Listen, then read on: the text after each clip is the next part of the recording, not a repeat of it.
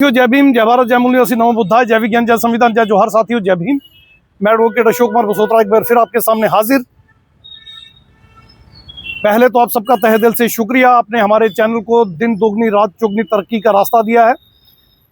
फिर भी आप सबसे एक बार निवेदन है, जिन साथियों ने अभी तक हमारे इस चैनल को सब्सक्राइब नहीं किया है, कृपया सब्सक्राइब कर दें, बेल आइकन का बटन दबा दें, ऑल का बटन दबा दें, शेयर करें, कमेंट करें, लाइक करें और जितना हो सके इस चैनल को स्प्रेड करें, क्योंकि फुले, शाहू, अंबेडकरी, पेरियर, बिरसा विचारधारा घर घर तक पहुंचाना इस चैनल का मकसद है। कृपया हमारा साथ सहयोग करें, बहुत बहुत शुक्रिया। आते हैं मुद्दे की बात पे। साथियों, बाबा साहब ने जब भारत का संविधान 26 नवंबर 1949 को तत्कालीन राष्ट्रपति जी को सौंपा, तो उस दिन उन्होंने अंतिम भाषण में एक बड़ी गहरी बात कही। वो बात आज हमारे इस ब्लॉग का मुद्दा है। क्या बात कही? बाबा साहब ने कहा, one man one vote one value का कंसेप्ट इस संविधान में हमने रखा है और हमने पॉलिटिकल इक्वालिटी का आगाज कर दिया है। मगर आज हम एक नई कंट्राडिक्शन की दुनिया में जा रहे हैं। क्या कंट्राडिक्शन है? पॉलिटिकल फ्रीडम तो हमने भारत के लोगों को दे दी, मगर सोशल और इकोनॉमिकल फ्रीडम अभी तक हम अपने लोगों को नहीं दे पाए। और जब तक सामाजिक तौर पर समाज एक नहीं होगा, बराबर नहीं होगा, जब तक आर्थिक तौर पर समाज एक जैसा, एक बराबर नहीं होगा, तो पॉलिटिकल इक्वालिटी ज्यादा देर तक नहीं चलेगी। और इसका नतीजा क्या होगा? बाबा साहब ने कहा अपने भाषण में, इसका नतीजा ये होगा कि एक बहुत बड़ा तबका इस देश का ऐसा है जो अल्टीमेटली पॉलिटिकल पावर से भी वंचित ही रह जाएगा।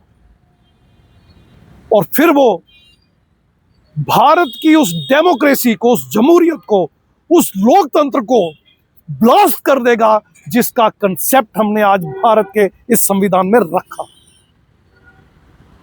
बड़ी गहरी बात है साथियों, बड़ी गहरी बात है।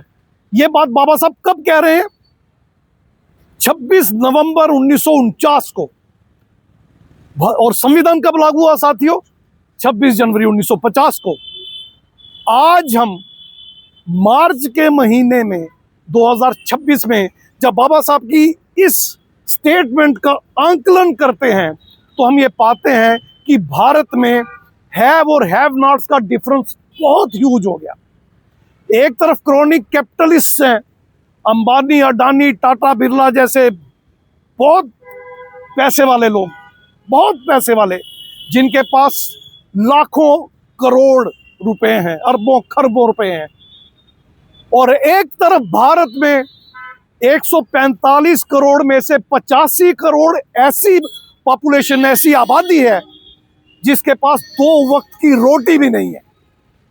और वो लोग 5 किलो राशन की लाइन में लग के राशन लेते हैं सरकारी और घर जाके खाना खाते हैं। 125 करोड़ लोगों की परचेजिंग पावर जीरो है। भारत की हालत यह है कि 10,000 लोग कुपोषण और भूखमरी, माल न्यूट्रिशन और स्टारवेशन से हर दिन भारत में मर जाते हैं। सोमालिया से भी बदतरीन हालात हैं भारत के। एक तरफ चंद मुट्ठी भर लोगों के पास इतना पैसा है, इतनी अकूत संपत्ति है कि वो उसे संभाल भी नहीं पा रहे, और एक तरफ करोड़ों लोग भारत में ऐसे जिनके पास 2 वक्त की रोटी तक नहीं है। ये बात बाबा साहब ने तब देख ली थी।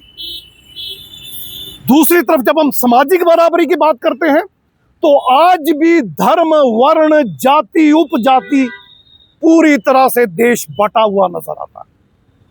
6,743 जातियों में मूल निवासी बहुजन समाज बटा हुआ नजर आता है। और आज का मेरा एनालिसिस ये कहता है कि every nation, every caste is a nation within nation. हर जाति इस देश में अपने आप में एक अलग राष्ट्र है। यानी भारत कम से कम भी 7,000 राष्ट्रों में, टुकड़ों में बटा हुआ देश है। और बाबा साहब का कहना था, इस तरह की फ्रेगमेंटेड सोसाइटी, भाईचारा, बंधुत्व, फ्रेटर्निटी पैदा नहीं कर सकती। और आगे चलकर बाबा साहब कहते हैं, जो समाज फ्रेगमेंटेड हो, जो भाईचारा पैदा ना कर सके, वो एक राष्ट्र कभी हो ही नहीं सकता। यही वजह है कि भारत को आज बड़े से बड़े देश से लेके दुनिया के छोटे से छोटे देश भी आंखें दिखा रहे हैं। वो जानते हैं इस बात को कि भारत एक राष्ट्र नहीं है। ये धर्मों, वर्णों, क्षेत्रों, जातियों, प्रांतों, भाषाओं, अनगिनत टुकड़ों में बंटा हुआ एक समाज है जो कभी भाईचारे की बात कर ही नहीं सकता। और इसके नतीजे में आप देखिए, धन बल, बाहुबल, ईवीएम, वोट चोरी, IT department, election commission of India, ED, CBI, police, paramilitary force, army, सबका बेजा इस्तेमाल करके इलेक्शन प्रोसेस को थ्वार्ट कर दिया गया है, बर्बाद कर दिया गया है। और आम जन के वोट की कीमत शून्य, जीरो कर दी गई है। वो जो बाबा साहब ने कहा था, one man one vote, one vote one value, वो धराशायी हो चुका है। आज इस देश में प्रधानमंत्री वही बनेगा जिसे इजराइल और अमेरिका फंडिंग करेंगे, जिसे अल्ट्रा रिच 13 फैमिलीज, रोथशाइल्ड, रॉकफील्ड जैसी 13 फैमिलीज चाहेंगी। और वो ऐसा क्यों चाहेंगी? क्योंकि वो भारत को कमजोर करना चाहते हैं और यहां से अरबों खरबों लूट के ले जाना चाहते हैं, जिसका सहयोग वो प्रधानमंत्री और उसकी कैबिनेट करेंगे जिनको वो चुनवाते हैं। तो ये हश्र हो गया जो बाबा साहब ने 26 नवंबर 1949 को संविधान सभा में बाबा साहब ने कहा था, वो हो गया। और अब इसका नतीजा क्या होगा? भारत के नागरिक क्या करेंगे?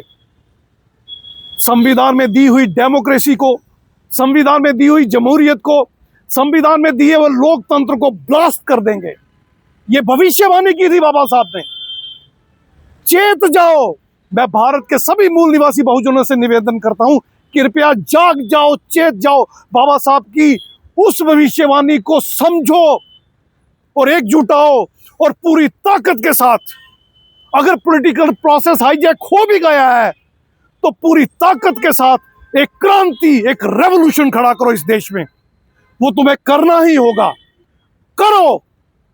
और ऐसी ताकतों को उखाड़ फेंको जो विदेशी देशों के इशारे पर इस देश में सत्ता में आती हैं या बनती हैं, जो धन बल, बाहुबल, ईवीएम, वोट चोरी जैसे हथकंडे अपनाकर सत्ता में आती हैं, जो IT, ED, CBI, election commission का बेजा इस्तेमाल करके सत्ता में आती हैं, जो पुलिस, पैरामिलिट्री फोर्स, आर्मी का बेजा इस्तेमाल करके सत्ता में आते हैं, जिन्हें लोग वोट नहीं करते।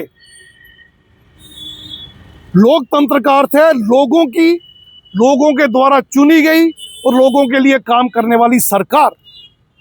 मगर ये तो क्लिप्टोक्रेसी है, ये तो ओलिगार्की है, डेमोक्रेसी तो है ही नहीं। तो साथियों, अंत में मैं आपको सिर्फ इतना ही चेताना चाहता हूं, बाबा साहब की उस भविष्यवाणी को समझो, अब एकजुट हो जाओ।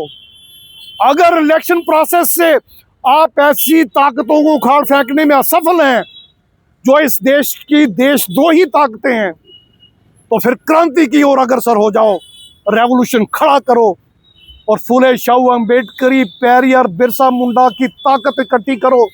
यानी SC, ST, OBC, माइनॉरिटी एकजुट आ जाओ और इस देश की शासनकर्ता जमात बनो। इस देश के शासन, प्रशासन, न्यायपालिका, मीडिया, साधनों संसाधनों पर अपना एकाधिकार जमाओ, जैसे मर्जी जमाओ, मगर जमाओ। इस देश की बागडोर अपने हाथ में ले लो और अपनी आने वाली पीढ़ियों को सौंप के जाओ, वरना आने वाली पीढ़ियां तुम्हें माफ नहीं करेंगी।